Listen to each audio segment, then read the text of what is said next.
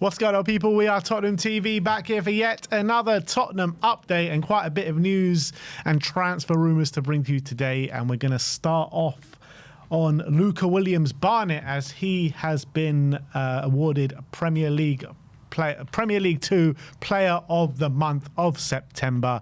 Highly prestigious award if you're a Premier League 2 player.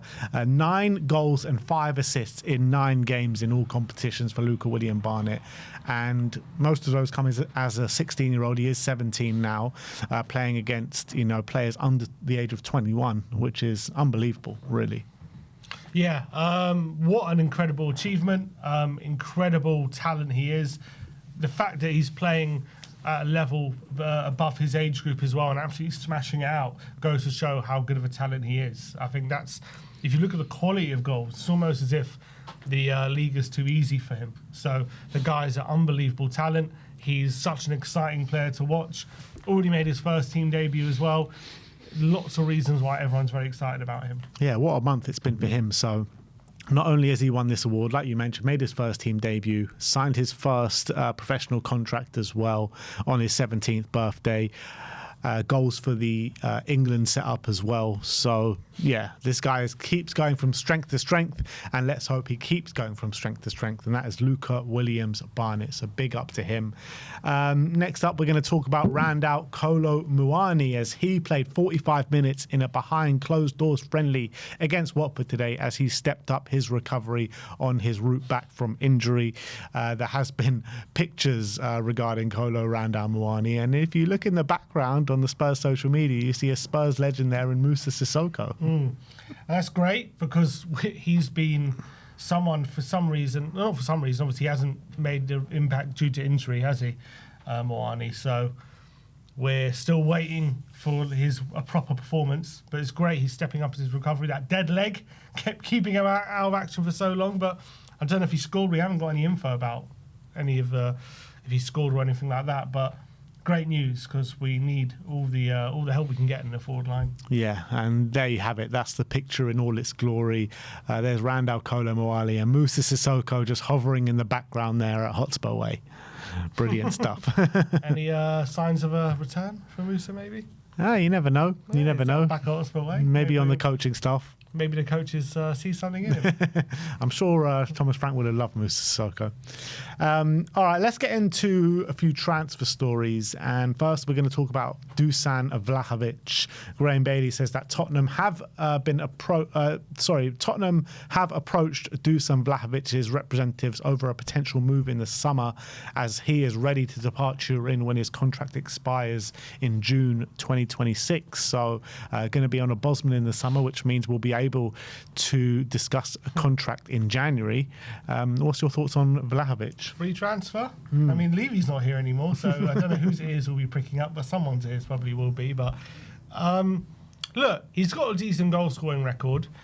The fans at Juve don't seem to like him. He's never really nailed down his place in this Juve side. I don't think he's kind of lived up to the hype of when he was at Fiorentina. Clearly, he is a good striker, though.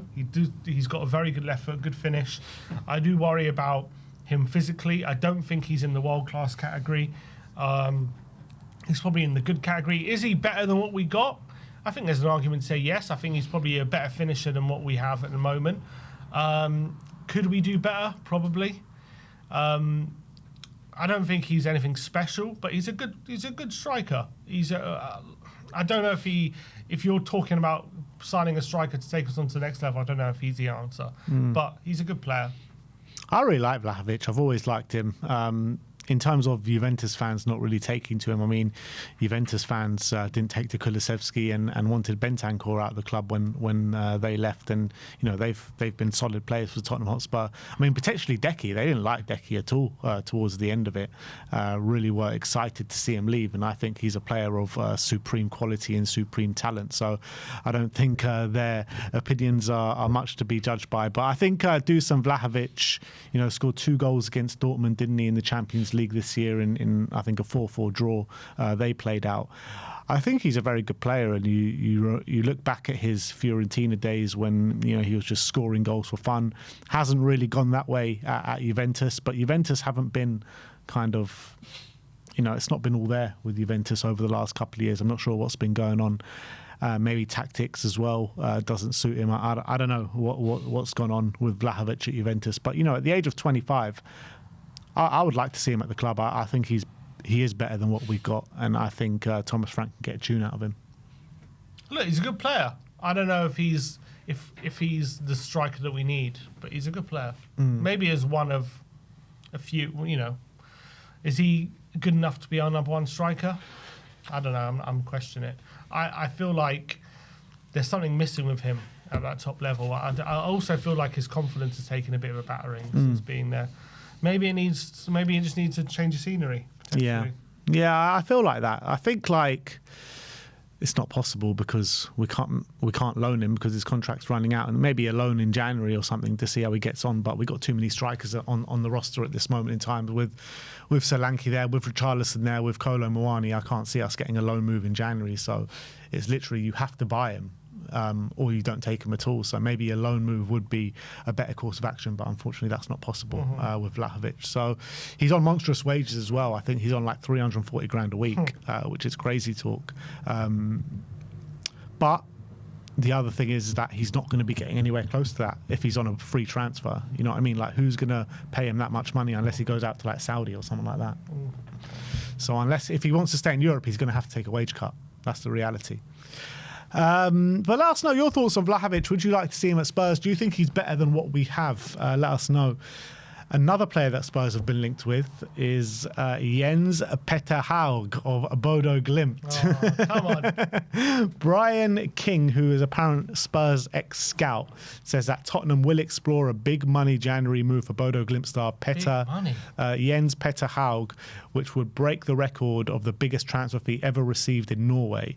And the quote from King says that Frank will go for him. I think he showed with the 2 goals that he scored that he's got absolute quality. I think the money that Bodo Glimt will be looking for would be between 20 and 30 million pounds, which would be massive money for a Norwegian club. Well, he played left wing against Spurs, didn't he, in the game, and was brilliant. I'd say the 2 goals he scored were fantastic. I can't say I've seen too much of him. Outside of that, I don't remember him from the 2 legs we played last time. I don't know if he even played in those games. I don't know what the situation was, but he was brilliant. Is he the answer to our left wing problems? He played in both games. I mean, I don't remember him. It was must have been very quiet. I don't remember any Bodo players from those 2 games. To be fair, I don't know if I can definitively say he is the answer based off that 1 game. But he was brilliant in that game. Like, it wasn't just the goals. He was fantastic throughout the game, linking the play. But he seems to be, to me, the way he played, a bit to be more like a number 10 playing out wide rather than like a winger. Depends what Frank wants, but I don't know. It doesn't seem to me like something we're actually going to do in January. But yeah, it's fun to talk about. I mean, I think from what we saw, he just took Pedro Porro to the cleaners that day, didn't he? And the goals were just of immense quality. It's hard to make too much of a judgment just on 1 game. I haven't seen him too much in terms of the numbers that he's pulling out. Last season he got 8 goals and 5 assists in the Norwegian league. This season he's got 6 goals and 3 assists. And haven't given a very good season this season. Well, but they're midway through their season, aren't they? Yeah, so last year it was 28 games he played. He's already played 22 games this season. So it's good. It seems like he's going at a bit of a slower rate than last year. He's going at a slower rate this season? Yeah. But you said he got 6 goals and 3 assists. Yeah, last year he got 8 goals and 5 assists. But in 6 less games? Yeah. So is that a slower rate? I don't know. I haven't done the ratio. Probably a similar rate, I would say. But I don't know. That doesn't seem like great numbers to me. It's decent. Not like nothing special. In the Norwegian league, it's like, I mean, if you want to be convinced of someone's ready for English league, you want bigger numbers than that, I would say. In the Champions League, he's obviously got 2 goals and 3 assists. That's good. In the Europa League last season, he got 2 goals and 3 assists. So yeah, I mean, look, we don't know much about him. All we can tell is that from the 90 minutes that we saw, and if he plays like that every game, then he'll be an unbelievable player. He's been at big clubs before, didn't quite make the grade. AC Milan, Frankfurt. Yeah. Came back to Bodo, where I don't know if he started his career there, but came back home to Norway. And now he's doing well, but I don't know if he's the answer to Tottenham's problems. But maybe Frank knows him well and thinks, look, this could really be the guy. I'll be shocked, but who knows? He's a player that's just on monstrous form, like right now, where like he went on a long patch of not getting a goal contribution, and now he's got, look, what's this? 2, 3, 4, 5, 6, 7, 8, 9, 10. 10 goal contributions in his last 10, 11 games.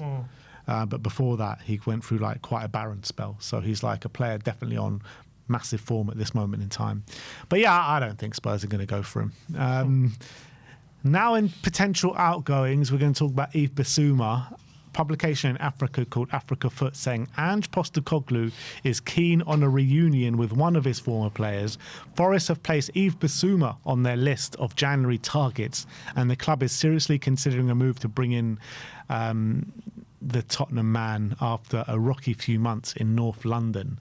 Well, first of all, Ange Postecoglou wasn't he the first one to banish Yves Bissouma from the squad after, what was it? Was it Laughing Gas Gate? Was that Ange, or was that something? Gate, yeah, that was Ange. So there was that. But look, I think Ange did actually like Bissouma quite a lot, and obviously called upon him in the Europa League run towards the end of the season last year. And a great start under him as well. Yeah, had an unbelievable start under him, but I don't even know if Ange is even going to last till January. That's another question. He'll still be in a job for this to even be a question. Yeah, I'm surprised that no one went for Bissouma at all.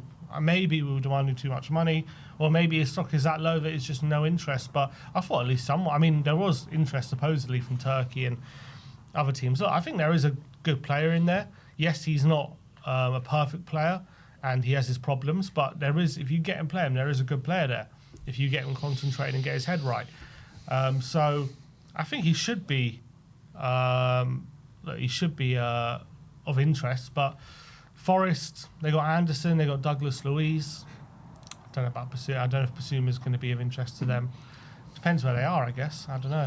I think as well with Bissouma, he should probably just wait out. At the end of the year, he's contractless, so surely he's going to get a host of clubs that are going to be interested in picking him up on a free. You would think, anyway. Yeah. And Richarlison, Bowler VIP, which is a publication in Brazil, say that Crystal Palace have been credited with transfer interested in Tottenham forward Richarlison ahead of a January window move. Palace are competing with Flamengo over a potential January transfer valued between 20 and 25 million. Well, if you remember in the summer, there was Sky Sports were reporting we included Richarlison in a swap deal to try and get Eze. Which never really came to pass. But, I mean, they could do with an alternative to Matera. I guess they have Nketiah. I don't really see Palace going for him. I mean, I think he's good enough for Palace, for sure. I can think they want him, but I don't think it's realistic, especially if we're using him. I don't think we're going to sell him to Palace in January.